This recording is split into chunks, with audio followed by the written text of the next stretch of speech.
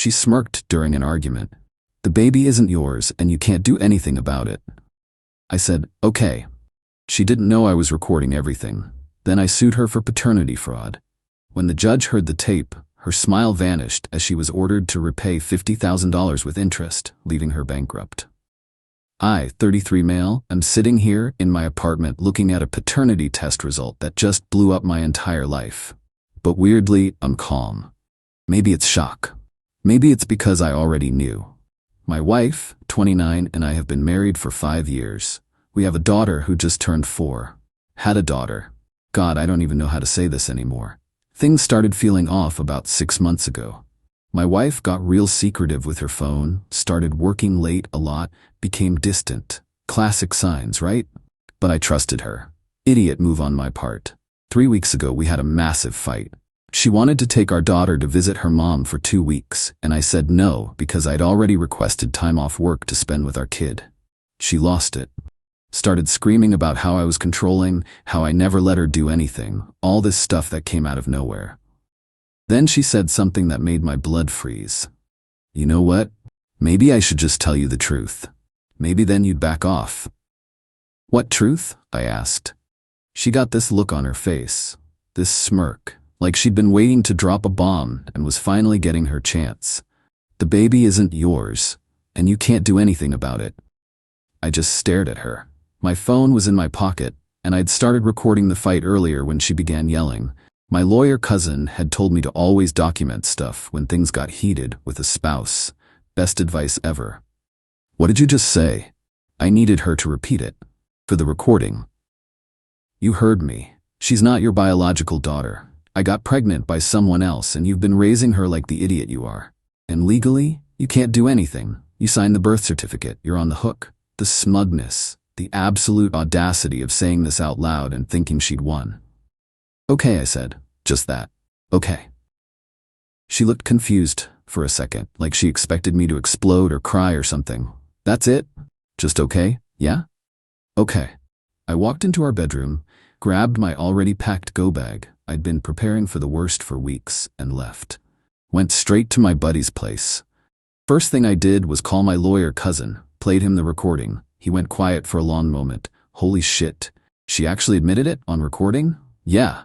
And you're in a one-party consent state?" "Yeah." "Dude, she just handed you the nuclear option." Spent the weekend researching. Turns out my state is one of the few that allows for paternity fraud lawsuits. If you can prove fraud, you can sue for reimbursement of child support and expenses. It's not common, courts don't like it, but it exists. Monday morning, I went to a lab and got a paternity test. Took 4 days to get results. 0% probability of paternity. I stared at that paper for an hour. 4 years. 4 years of loving this kid, changing diapers, staying up with her when she was sick, teaching her to ride her little tricycle. And none of it was real. Not the way I thought it was. But here's the thing. I'm not going to be the victim here. She thought she could trap me, mock me, keep me paying for another man's kid while she did whatever she wanted. She thought wrong. Update 1. 2 weeks later. The divorce papers were filed 6 days after I got the test results. My wife didn't expect that. I think she genuinely believed I'd just accept it. That I'd keep playing dad and husband while she did whatever. Nope. I hired a real attorney, not just my cousin. A family law specialist who'd handled paternity fraud cases before. Cost me $5,000 retainer, but worth every penny. My wife got served at her mom's place. She'd taken our daughter, her daughter, and gone there after I left. According to the process server, she screamed at him for 10 minutes. That afternoon, my phone started blowing up. Her mom called me 17 times in an hour. I didn't answer. Then came the texts. "How dare you abandon your family? That baby needs her father. You're a coward. We will take everything from you." I screenshot everything, sent it to my lawyer. Then my wife called from her mom's phone. I blocked her number. I answered. "You actually filed for divorce? Are you insane? You told me the kid isn't mine. Why would I stay married to you?" I was angry. "I didn't mean it. You know she's yours." "So you were lying then? Or you're lying now? Which is it?" Silence. "I'm filing the paternity test with the court, and I'm suing you for paternity fraud." "You can't do that. That's not a real thing." "It is in this state. My lawyer says we've got a solid case. You admitted on recording that you committed fraud. That's evidence. More silence. Then her voice changed, got real soft and manipulative. Baby, please, think about our daughter. She loves you. You're her daddy. Don't do this to her. She's not my daughter. You made that very clear. I made a mistake. I was upset. Please, we can work this out. I'll go to counseling, whatever you want. See you in court. I hung up. Blocked that number too. 2 days later, I got a call from my soon-to-be ex-wife's lawyer. Some guy who sounded like he'd just graduated law school yesterday. Sir, my client is willing to agree to an amicable divorce if you drop this paternity fraud claim. No. Sir, you should know that these cases rarely succeed. The courts prioritize the child's best interests, and the court can prioritize whatever it wants. I've got her on recording admitting fraud. We're going forward.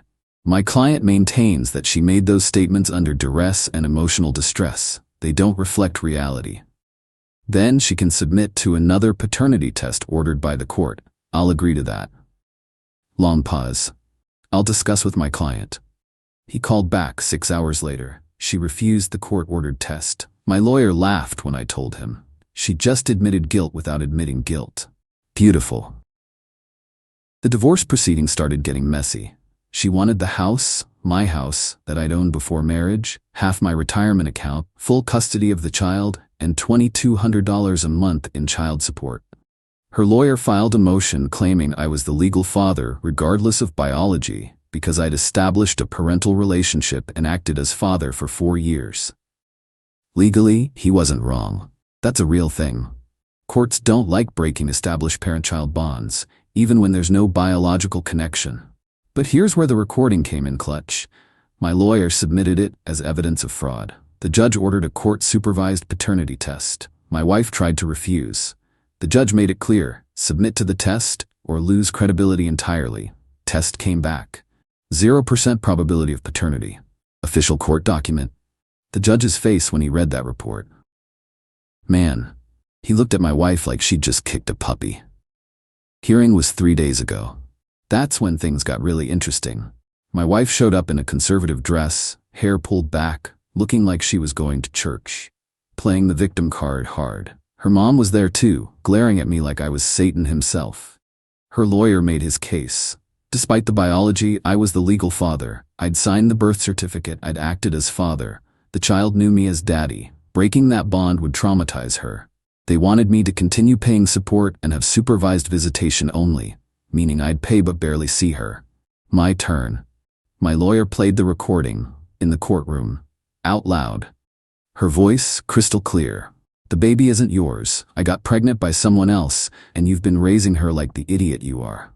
The judge's face went from professional neutral to barely concealed disgust. My wife's lawyer tried to object, claiming emotional distress, but my lawyer had already filed the authentication paperwork. One-party consent state.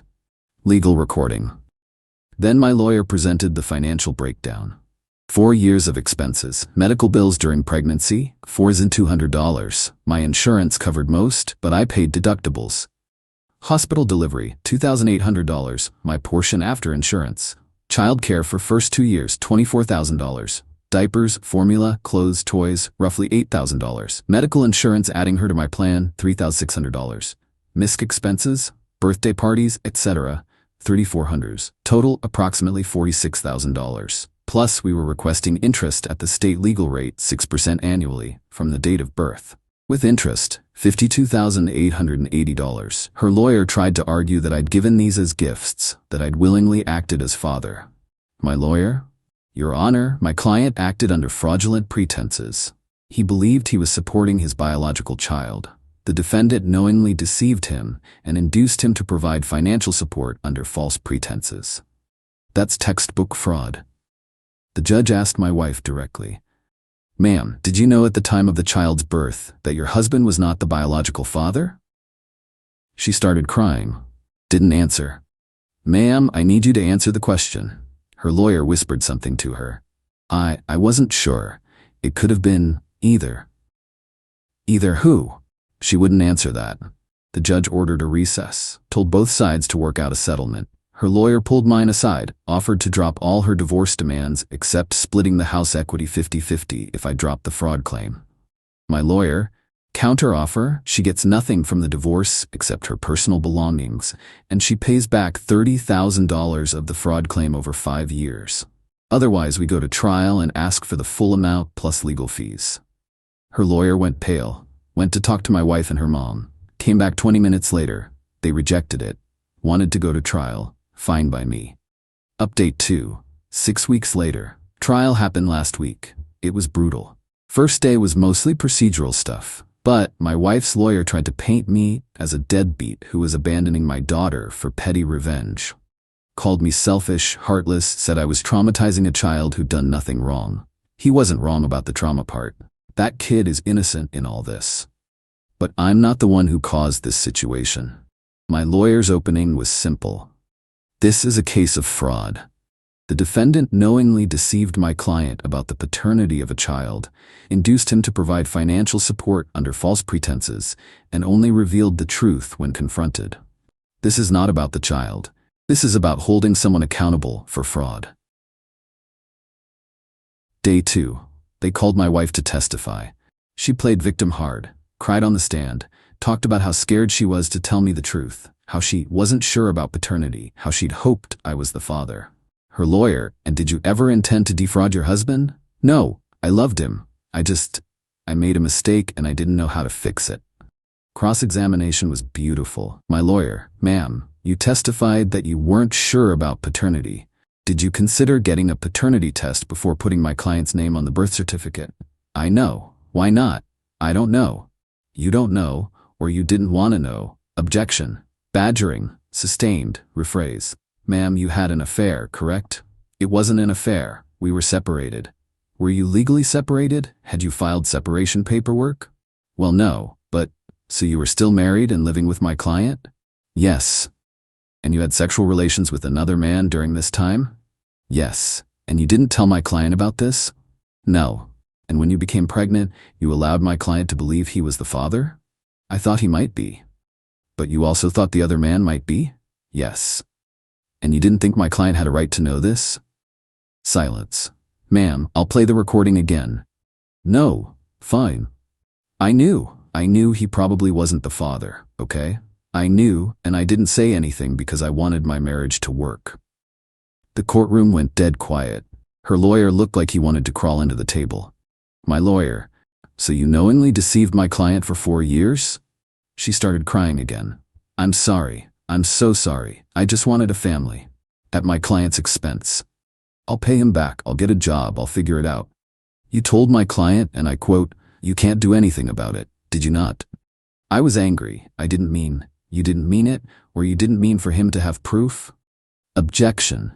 Withdrawn. No further questions. They called her mom next. Big mistake. Her mom testified that I was a controlling, abusive husband who drove her daughter to seek comfort elsewhere. Cross-examination. Ma'am, did you ever witness me being abusive to your daughter? Well, no, but she told me. Hearsay. Did you personally witness any abuse? No. Did your daughter ever call the police on me? No. Ever get a restraining order? No. Ever go to the hospital for injuries I caused? No, but emotional abuse. Ma'am, yes or no, did you know your daughter was pregnant by another man when she allowed my client to believe he was the father? She told me she wasn't sure who the father was. And you didn't think she should tell my client this? I told her to, but she was afraid. Afraid of what? That he'd leave her. So she lied to keep him trapped in the marriage? That's not, you're twisting my words. I'm using your words. No further questions. Her lawyer tried to call character witnesses who'd testify about what a good dad I'd been, trying to prove I should keep paying support regardless of biology. My lawyer objected. This isn't a custody case, Your Honor. This is a fraud case. My client's quality as a parent is irrelevant to whether fraud occurred. Judge agreed. They rested their case after 2 days.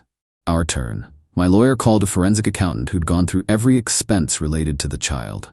Every receipt, every bill, every insurance claim. Documented everything. Then he called me. I testified about the affair suspicions, the fight, the recording, the aftermath. Kept it factual, unemotional. Let the facts speak. My wife's lawyer tried to rattle me on cross. Sir, do you love the child you raised for 4 years? I love who I thought she was, but she's not my daughter. You're really going to punish an innocent child because you're angry at your wife? I'm not punishing anyone. I'm seeking reimbursement for fraud. You don't think taking money from her mother will affect her? Her mother should have thought about that before committing fraud. So you feel no obligation to this child? I feel the same obligation any stranger would. She's not mine.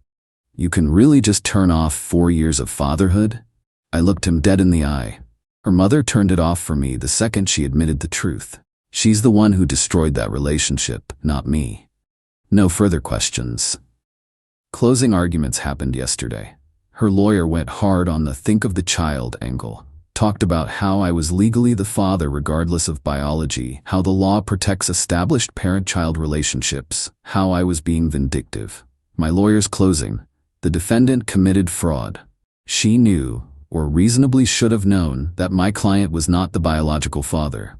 She concealed this information for 4 years. She induced my client to provide substantial financial support under false pretenses, and when confronted, she admitted it gleefully. This is not a custody case. This is not about a child. This is about whether someone can commit fraud and escape accountability because a child is involved. If we allow that, we're saying fraud is acceptable as long as there's a child in the picture. That can't be the standard. Judge said he'd issue a ruling in 2 weeks. That was yesterday. Now I wait. Final update. 2 months later. The ruling came down 3 weeks ago. I've been processing it before posting this update. Judge ruled in my favor. Here's what he ordered. 1. Divorce granted with no assets to my wife. I keep the house, my retirement, everything. She gets her personal belongings only. 2. I am not the legal father. My name is to be removed from the birth certificate. I have no custody, no visitation, no obligations. 3. My wife is ordered to pay restitution of $52,880 for paternity fraud, the $46,000 base plus interest. 4. Payment plan, $750 a month for 7 years, with the balance due immediately if she misses 2 consecutive payments. 5. She's responsible for her own legal fees, around $15,000. The courtroom was silent when he read the decision. My wife started crying. Her mom started yelling at the judge about how this was unfair, how he was destroying a family. Bailiff had to escort her out. Her lawyer tried to appeal. Motion was denied. Judge said the evidence was overwhelming and the law was clear. Here's where it gets interesting. My wife works part-time retail, makes maybe $22,000 a year. She can't afford $750 per month. Her mom's on a fixed income. Her dad passed away years ago. 2 weeks after the judgment, she filed for bankruptcy. Tried to discharge the debt. My lawyer filed an objection. In our state, debts resulting from fraud can't be discharged in bankruptcy. Judge agreed. She's stuck with it. She's moved back in with her mom full-time. Had to sell her car to make the first few payments. Her mom's furious, blaming me for destroying them financially. I got a few nasty messages from her family members. Her brother called me and threatened to beat my ass if I didn't drop the judgment. I reported it to the police, got a restraining order. The kid, man, that's the hard part. I haven't seen her since I left. Her mom took her straight to grandma's and I haven't been around. According to mutual acquaintances, she keeps asking where I am. Breaks my heart, but what am I supposed to do? I'm not her father. Her biological father is apparently some guy my wife worked with who wanted nothing to do with the kid when she told him. So that kid's got no dad now. Not because of me, because her mom lied. Some people think I'm an asshole for this. That I should have just sucked it up and kept being her dad. That the kid shouldn't suffer for her mom's mistakes. And yeah, that kid is suffering. I feel terrible about that. But I didn't cause this. I'm not the one who lied for 4 years. I'm not the one who committed fraud. My wife had 1,000 chances to come clean. Before the birth, after the birth, any time in those 4 years. She chose to lie every single time. She chose this. As for me, I'm in therapy, processing 4 years of my life that were built on a lie. It's weird. I still have muscle memory from being a dad. I see a kid fall down at the park and my instinct is to run help. I hear a kid crying and I look around for the parent. Takes a second to remember it's not my job anymore. My lawyer says the payments have been coming in on time so far. She's making them somehow. Probably her mom's helping.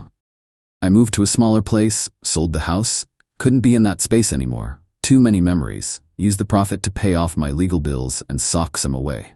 Started dating a bit, nothing serious, hard to trust after this. Work's been good. Threw myself into it. Got a promotion actually. More money, more responsibilities. Keeps me busy. Someone asked me if I regret recording that conversation. Hell no. That recording saved my life.